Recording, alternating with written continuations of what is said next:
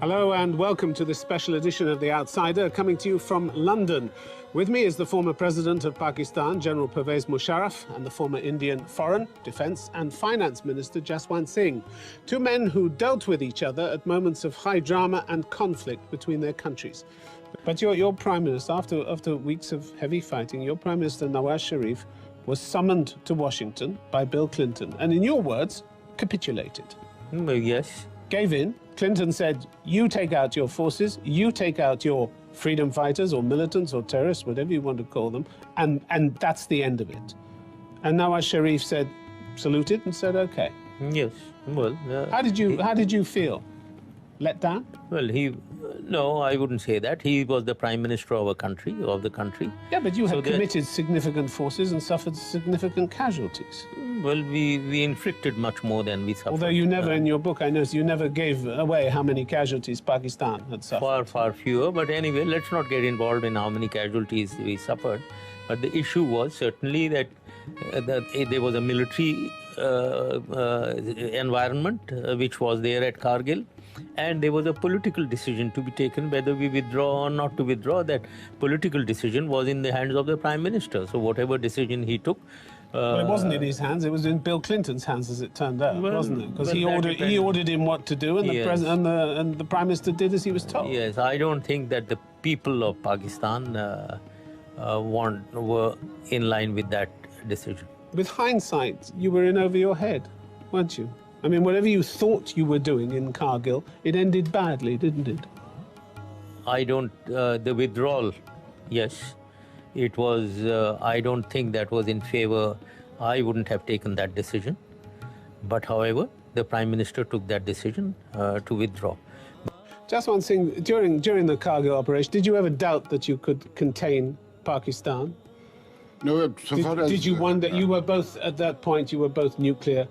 armed no, states? there was no question as far as India is concerned. There was no question at all of two things. We will not cross the line of control, irrespective, which perhaps... You could have sent a missile across, couldn't you? No, we couldn't have across line of control. We didn't let our Air Force planes cross the line of control, which from the air it's impossible to tell. So therefore the question of employing nuclear weapons was out of the question totally. It was a very strict injunction placed on the armed forces by the Prime Minister. Line of control is not to be crossed. In Pakistan. Well, before I answer this question, I would be remiss if I didn't make a final comment on Kargil. My personal view, a military victory was converted into a political defeat. That is what I want to say. That is my assessment. You never saw any military victory as far as Pakistan is concerned, presumably. Well, suffice it to say that you disagree with that comment. Well, I can't agree with Yes, that. I understand, but... We knew that though tactically we had been surprised, strategically the situation had turned adverse for Pakistan, and it was only a question of time before we evict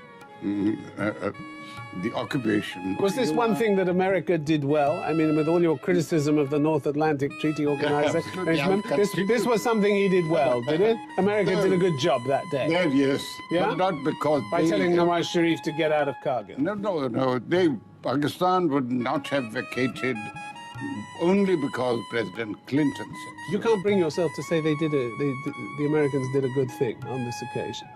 They did a sensible thing. Shujaat Hussain साहब नवाज शरीफ साहब का क्या reaction था वो क्या कह रहे थे नवाज शरीफ साहब सुलह हो गई थी उन्होंने कुछ भी कहा उन्होंने कहा कि चलो बाद में मीटिंग करेंगे अच्छा, यानी चौधरी शुजात साहब, आपके ख्याल में मियां मोहम्मद नवाज शरीफ उस वक्त के वजीर आजम पाकिस्तान कारगिल पे जो कुछ हो रहा था उससे आगाह थे या नहीं थे? वो तो परवेज मुशर्रफ साहब ने साबित कर दिया ना कि 6 दफा तो उन्होंने बताया था। और आपको मुशर्रफ साहब की उन बातों पर यकीन था? आपके ख्याल में क्योंकि दोनों के पॉइंट ऑफ व्यू अलग अलग थे ना, नवाज शरीफ साहब आप भी कहते हैं नहीं पता था और मुशर्रफ साहब कहते हैं बता था सब। आपके ख्याल में मालूम था नवाज शरीफ साहब को? सही बात तो यह है कि उन्होंने 6 दफा साबित किया था, और डेट्स के साथ और वक्त के साथ उन्होंने साबित किया और लिखा हुआ था उनके पास, तैयारी करके आए हुए थे। ठीक है, अच्छा मुझे ये भी बताइएगा चौधरी साहब कि फिर उस मीटिंग में वापसी के हवाले से यानी क्या बात हुई? विड्रॉल के मामले में मुझे एग्जैक्ट याद नहीं है कि क्या क्या बातें हुई थी, लेकिन बहरहाल वो मुशर्रफ साहब ने जो कहा है वो उसे अगर आप इन दोनों चीज़ों को आपस में मिलाएं तो वो बात सही निकल जाती है। और मुशर्रफ साहब ने फिर ये भी कहा, आई एम सॉरी अगर आप ये बात कह चुके हो तो मैं दोबारा पूछ रहा हूँ because I couldn't get you, मैं सुन नहीं पाया, कि फिर आपने और राजा जफर उल हक साहब ने ये कहा कि हमें विथड्रॉ नहीं करना चाहिए, ये बात ठीक है? ये उनके कहने से पहले की बात है, ये पहले बात हुई थी जब सबसे राय ले रहे थे ना, अपनी अपनी राय सारे दे रहे थे, तो उस वक्त मैंने और राजा साहब ने इसका कहा था, बाकी ना कुछ नहीं था, कुछ नहीं हामी भरी।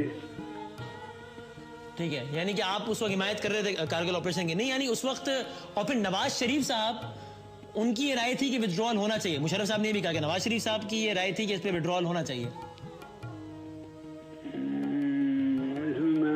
मुझे इतना लंबा जो याद नहीं है, लेकिन बहरहाल उनका मौक़िफ़ यही था कि विड्रॉल होना चाहिए। अभी उन्होंने बात करनी थी बाहर भी, यानी कि ये मीटिंग जो है ये बगैर किसी नतीजे के ख़त्म हो गई थी। अच्छा, हाँ ये बात सही है और नहीं, लेकिन नवाज शरीफ ने ये नहीं कहा था कि विथड्रॉ होना चाहिए, ये मैंने भी नहीं कहा है। ठीक है, उन्होंने कुछ किए बगैर, कोई फैसले के बगैर बर्खास्त हो गई मीटिंग, और मंडे को उन्होंने कहा था ये मीटिंग दोबारा होगी और फिर हम फैसला करेंगे। बिल्कुल ठीक है, बिल्कुल यही बात हुई थी, मीटिंग बगैर किसी फैसला किए ये खत्म हो गई थी। बिल्कुल इनकंक्लूसिव वो मीटिंग खत्म हो गई। एंड मुशर्रफ साहब, then it came as a surprise to you कि उन्होंने वहां चकलाला साहब को फोन करके कहा जब आप मरी में थे, जियाउद्दीन भट्ट साहब के हमरा, कि मैं जा रहा हूं अमेरिका। That's right? बिल्कुल, एब्सोल्युटली राइट। जियाउद्दीन भट्ट और मैं दोनों उस मीटिंग में थे, और हम तो मरी चले गए थे वीकेंड के लिए, और टेलीफोन आ रहा है कि जी मैं तो अमेरिका जा रहा हूं, जबकि मंडे को मीटिंग सेट है डीसीसी की। बिल्कुल इट वॉज अ सरप्राइज, इन्होंने खुद ने फैसला किया अमेरिका जाने का, और फिर ये भी वहां मुझे भी नहीं बताया कि मैं वहां जाकर विड्रॉल करूंगा। मेरे से पूछ रहे हैं विड्रॉ करना चाहिए या नहीं, मैंने कहा जी मैंने आपको बता दिया नहीं करना चाहिए मिलिट्री पॉइंट ऑफ व्यू से। अब आप पॉलिटिकल खुद देख लें, प्रेशर आपके ऊपर कितना है मुझे नहीं मालूम है, लेकिन ये गवर्नमेंट डिसीजन है, आप लें गवर्नमेंट डिसीजन, आपकी रिस्पॉन्सिबिलिटी है। तो वो चले गए और विड्रॉल करके आ गए, और जैसे मैंने बताया 5 पोजीशन में हम थे, 5 पोजीशन में वहाँ ये मुझे खुशी है चौधरी साहब जो भी बातें कर रहे हैं बिल्कुल इन्हें वो फैक्ट याद हैं। मैंने 1 घंटा ब्रीफिंग नक्शे पे दी है और मैंने बताया कौन सी 5 पोजीशन में हम अंदर हैं और क्या हमारी डोमिनेटिंग पोजीशंस हैं, उसका मैंने बताया था। और मैंने कहा था सिर्फ 1 पे जंग हुई है, 1 पे लड़ाई हुई है, 4 पे तो कुछ हुआ ही नहीं है, टच ही नहीं हुआ है, और हम बैठे में आराम से वहाँ, तो हमें कौन सी तकलीफ है जी वहाँ, हम तो आराम से बैठे हैं, हमें तो कुछ हुआ ही नहीं है, कोई एक्शन ही नहीं हुआ। तो उधर जाकर 5 पोजीशन से विड्रॉल के ऑर्डर मिल गए, हमें वापस आना पड़ गया। ठीक है, अच्छा तो लेकिन चौधरी साहब ये देखिए, मुशर्रफ साहब तो उस वक्त आर्मी चीफ थे, वो कह रहे हैं मुझे नहीं पता था, लेकिन आप तो ज़ाहिर है नवाज शरीफ साहब के बड़े करीब थे, तो आपके इल्म में था कि नवाज शरीफ साहब अभी अमेरिका जा रहे हैं? उन्होंने काबीना में बात डिस्कस की कि भाई वहां से बड़ा प्रेशर और हम जा रहे हैं अमेरिका जाने का? तो बताया था उन्होंने कि मैं अमेरिका जा रहा हूँ, लेकिन जाके क्या बात करूंगा, क्या बात होगी, इसका तो हमें इल्म नहीं था। तो आपको इस हवाले से कुछ नहीं पता था कि वहां क्या होना है? और जब ये यानी आपको हैरत हुई वो जो फैसला हुआ अमेरिका में या जो भी बातचीत हुई जिसके नतीजे में विथड्रॉल हो गया, वो आपके लिए हैरत का बाइस थी या आप यही एक्सपेक्ट कर रहे थे चौधरी साहब? हमारे न्यूज़ थी बस, एक खबर थी बस हमारे लिए। और आपके ख्याल में चौधरी साहब ये मैं एक सियासतदान की हैसियत से, एक सीनियर सियासतदान की हैसियत से आपसे पूछ रहा हूँ, ये एक अच्छा फैसला था जो नवाज शरीफ साहब ने किया अमेरिका में जाके क्लिंटन के साथ? हाँ, वो बात कर रहे हैं जो मैंने पहले कह चुका हूँ कि हमने राजा साहब ने कहा था जी कि विड्रॉल ना करें। ठीक है, तो आपके ख्याल में वो एक अच्छा फैसला नहीं था जो नवाज शरीफ साहब ने किया? फैसला अच्छा होने की तो आपको पता समझ आ जानी चाहिए। जाहिर है कि अब इसमें आप क्यों मेरा कराना चाहते हैं कि मैं कहूँ मैं आपसे सिर्फ ये पूछना चाहता हूँ कारगिल जंग के बारे में। एक राय मुशर्रफ साहब ने ये दी कि हम मैदान में वो जंग जीते और सियासी महाज पर या मुज़ाकरात की टेबल पर हार गए। तो ऐसा आपके ख्याल में ये स्टेटमेंट आप एग्री करते हैं मुशर्रफ साहब की? बस ये आखिरी सवाल इस हवाले से मेरा आपका मकसद का जवाब ये है कि मैं एग्री करता हूँ। क्या आप एग्री करते हैं इससे? और चौधरी साहब वो आखिरी में ऑन अ लाइटर नोट, ये बड़ी अच्छी बात है, वो मुशर्रफ साहब चौधरी शुजा साहब दोनों साथ लाइन पे बड़े तारीखी। घुसपैठ को मजबूती देने के लिए पाकिस्तान की ओर से तोप के गोले करगिल के जिला मुख्यालय में बने सेना के आयुध भंडार में गिरे।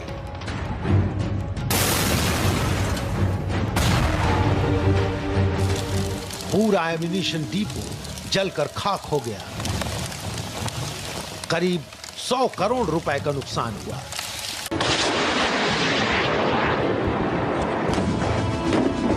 इस बीच पाकिस्तान की तरफ से करगिल प्रशासन के शुरू में बने नए मुख्यालय पर तोप के गोले बरसे।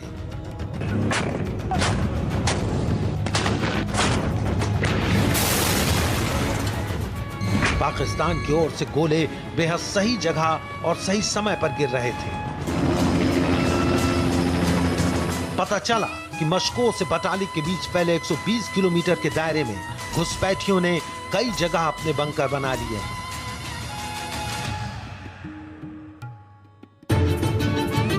द्रास, काशकर, बटालिक, मशको में 10 किलोमीटर तक घुस आए थे घुसपैठी। करगिल से उत्तर की ओर 80 किलोमीटर के क्षेत्र में आतंकियों ने ऊंची पहाड़ियों पर अड्डे बना लिए थे। उनके निशाने पर था यह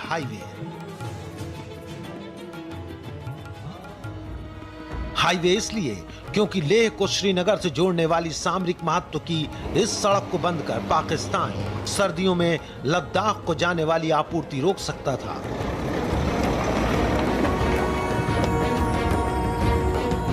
द्रास और करगिल पर कब्जा करके उसे नियंत्रण रेखा खुलवाने के लिए इस्तेमाल कर सकता था। चुग घाटी, बटालिक और तुर्तुक क्षेत्र की पहाड़ियों पर कब्जा करके भारत को सियाचिन से पीछे हटने पर मजबूर कर सकता था।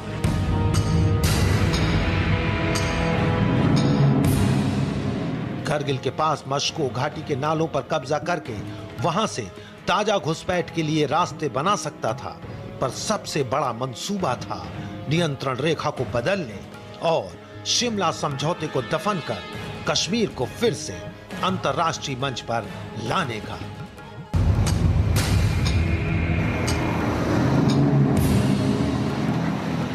ऐसे में अगर पाकिस्तान अपने इरादों में सफल होता तो लेह श्रीनगर राजमार्ग पर स्ट्रेटजिक कब्जा जमाकर लेह को श्रीनगर से काट देता।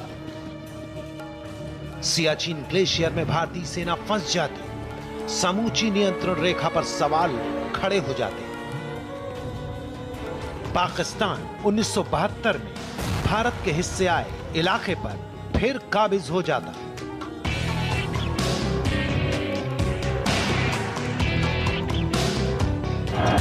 कश्मीर घाटी में आतंकियों के हौसले बुलंद कर पाकिस्तान कश्मीर समस्या को फिर से अंतर्राष्ट्रीय स्तर पर अहम बना देता और इस घुसपैठ से वो सफलता मिलती जिसे वो 50 साल में 3 युद्ध लड़कर भी नहीं पा सका था।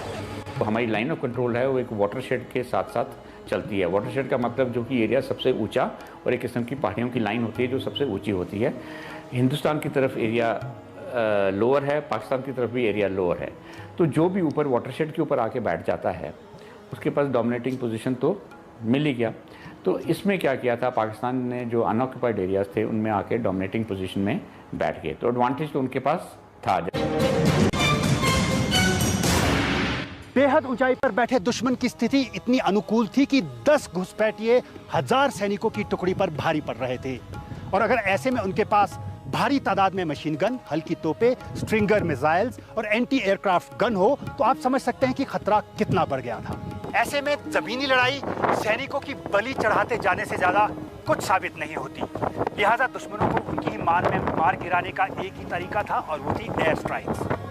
लेकिन उसमें भी खतरा था, जवाबी कार्रवाई जंग के दायरे में आ सकती थी। 27 मई भारतीय हवाई हमले की रणनीति के लिए बेहद घातक बनकर आई। पर इस तारीख से बड़ा सबक भी मिला। फ्लाइट लेफ्टिनेंट नचिकेता ने मिग 27 से उड़ान भरी, पर उनके मिग विमान को पहाड़ियों के ऊपर से चलाई गई स्ट्रिंगर मिसाइल ने मार गिराया। फ्लाइट लेफ्टिनेंट नचिकेता इजेक्ट होकर पैराशूट के सहारे नीचे उतरे तो वो नियंत्रण रेखा के पार चले गए। उन्हें बंदी बना लिया गया। भारतीय खेमे में खलबली मच गई, विमान गिराया गया। फ्लाइट लेफ्टिनेंट का पता नहीं। खोजी उड़ान लेकर स्क्वाड्रन लीडर ए आहूजा निकले तो उनके मिग 21 विमान को भी पहाड़ियों की चोटी से चली स्ट्रिंगर मिसाइल ने नष्ट कर दिया। जहाँ की पहाड़ियाँ नहीं है वहाँ तो रूल है 3:1, 3 और 1, आपको 3 होने चाहिए ताकि तभी आप जीत सकते हो। पर जैसे आप पहाड़ियों में ऊपर जाते जाते हो और एल्टीट्यूड में बढ़ते जाते हो तो ये रेशो और बढ़ती जाती है। इस लड़ाई में जब मलिक साहब जो कि चीफ थे उस टाइम पोलैंड से वापस आए तो उन्होंने आते सारी प्रोग्रेस का जब चेक किया और दिया, उन्होंने फिर रेशो लगाई क्योंकि एल्टीट्यूड देखते हुए सब कुछ देखते हुए 15:1 कि आपको दुश्मन समझो अंदर 100 बैठा है तो आपके पास कम से कम 1500 बंदे होने चाहिए ताकि तभी आप सक्सेसफुल हो सकोगे। Before I answer this question, I would be remiss if I didn't make a final comment on Kargil. My personal view, a military victory.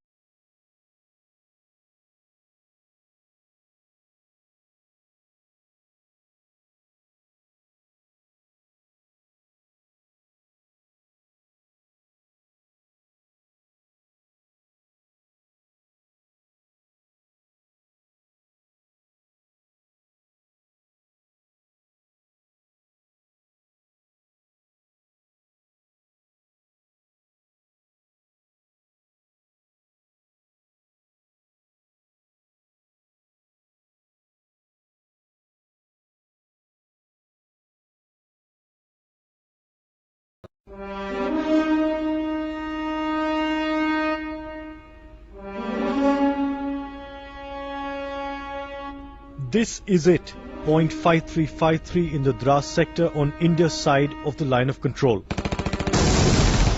Captured by the Pakistan Army during the Kargil War in 1999, point 5353 is the highest military position in the region. It overlooks India's National Highway 1D, a crucial road link connecting the Kashmir Valley with Kargil. During the peak of the Kargil War, Indian forces tried many times to recapture this mountain peak, but they were unsuccessful. All they managed to do was recapture the surrounding peaks, including point 5240, and arm them heavily to try and negate any firing from the Pakistani position. Today, 10 years later, Pakistani troops have heavily fortified their military might on point 5353 and built a road nearby as a supply line to this valuable position. The Indian Army says their positions surrounding this Pakistani post are enough to tackle any threat. But with the Pakistani Army perched on the highest mountain peak in the region, their guns can easily target up to 25 kilometers of National Highway 1D at any time that they want. Until point 5353 is recaptured by the Indians, this threat from Pakistan will always remain. Royden D'Souza, NewsX. Former President of Pakistan, General Pervez Musharraf, thank you so much for giving NDTV some of your time this morning. My pleasure. I want to ask you first, you're always a welcome visitor to India, in spite of the fact that you're called an architect of Kargil. I want to start by asking you, do you have any regrets about Kargil now that you're such a welcome visitor in India? Do you expect me to ever say that yes, I regret it? If somebody was to ask the Indian Prime Minister, do you regret having divided Pakistan and made Bangladesh